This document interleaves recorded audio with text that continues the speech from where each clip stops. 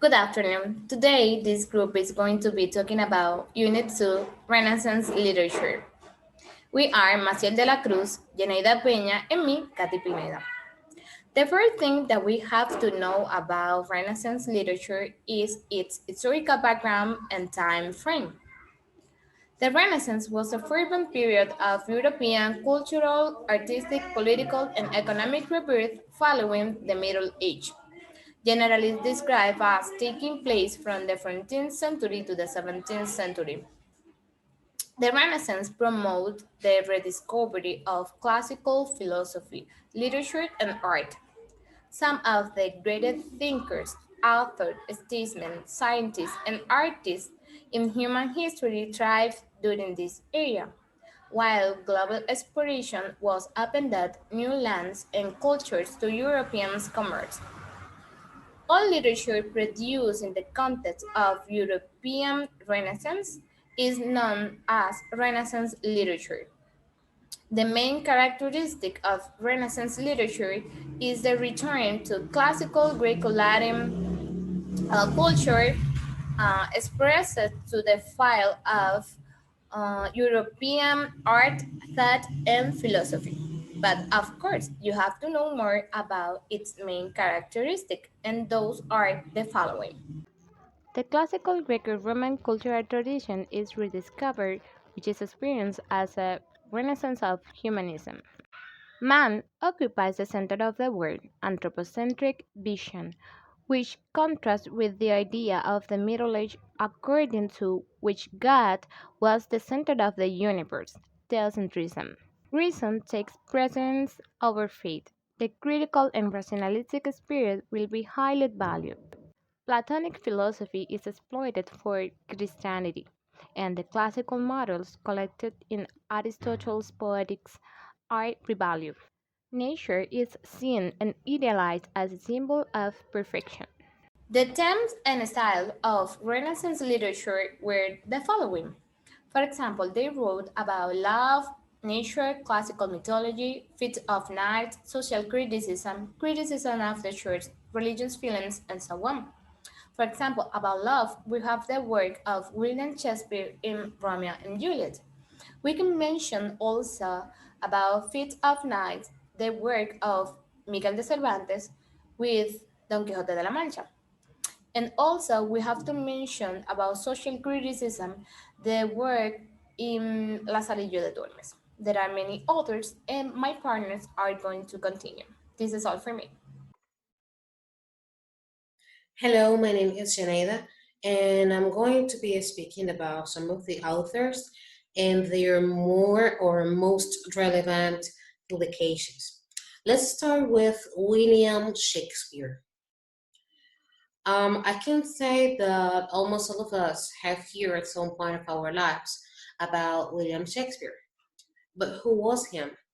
He was an English um, playwright, poet, and actor, and is also widely regarded as the greatest writer in the English language and of the world's greatest dramatist. He was born on April 26, 1564, and he passed away on April 23rd, 1616. Um, his works consist of about 39 plays, 154 sonnets, and two long poems, including The Prince of Denmark, Hamlet. The last one mentioned, The Prince of Denmark, or Hamlet, um, it is recognized as his longest play, with 30,557 words. Set in Denmark, the play depicts Prince Hamlet and his revenge against his uncle Claudius, who murdered his father to seize the throne and to marry to Hamlet's mother. A part of this, he also wrote a lot of mainly tragedies until 1608, and among them, among them, William Shakespeare wrote Hamlet, as I was mentioning before, Romeo and Juliet, which is one of his most known works as well, Othello, King Lear, and Macbeth, and much more works. All of them were considered the finest work in the English language. So Hamlet um, has been traduced in many languages, has been interpreted in theaters, movies. We have been seeing a lot of William Shakespeare's works along the years. And basically we can say that he gives honor to the name that he was gave, that was the greatest dramatist of the world. So we're going to keep working now, and we're going to talk about Christopher Christopher Marlowe. Christopher Marlowe was an English playwright, poet, and translator. He had a great influence with Shakespeare's work regarding to the theatrical issues, and he was his most important predecessor into the English drama. He was also recognized because of the specific styles of his plays. He was also known as the most famous of of the Elizabethan playwrights. So the Elizabethan refers to the period of the Queen Elizabeth reign. It was from 1558 until 1603. And the phrase Elizabethan theater is sometimes used improperly to mean English Renaissance theater and theater of England. But no, this is just regarding to those that were into the period of the Queen Elizabeth's reign. Marlowe was born on 1564 and passed away on 1593. As I was mentioning before, with the difference from Shakespeare is that Shakespeare was recognized for his extensive jobs, his extensive ratings, rights, and everything he did. But in the case of Marlowe, he was known for his short, and let's say his short plays and poems. So thank you so much for your attention, and my partner Maciel is going to continue from now on.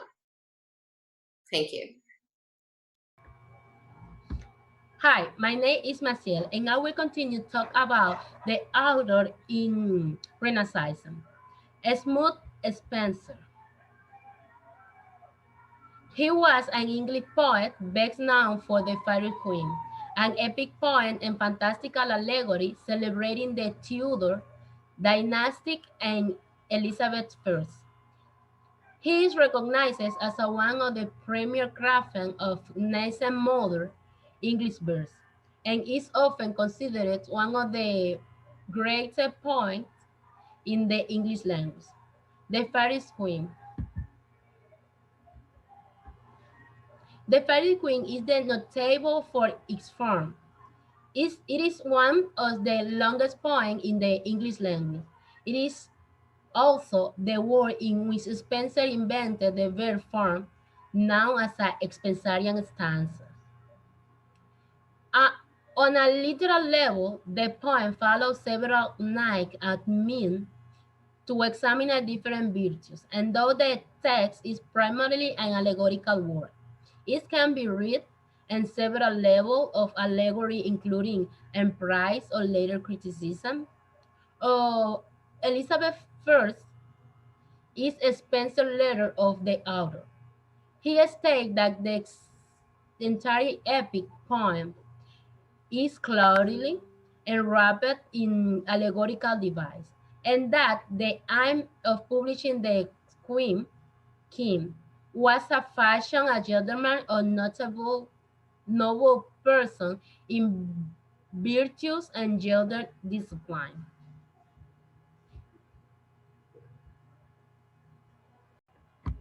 Benjamin Johnson, or Ben Jonson, was an English playwright and poet.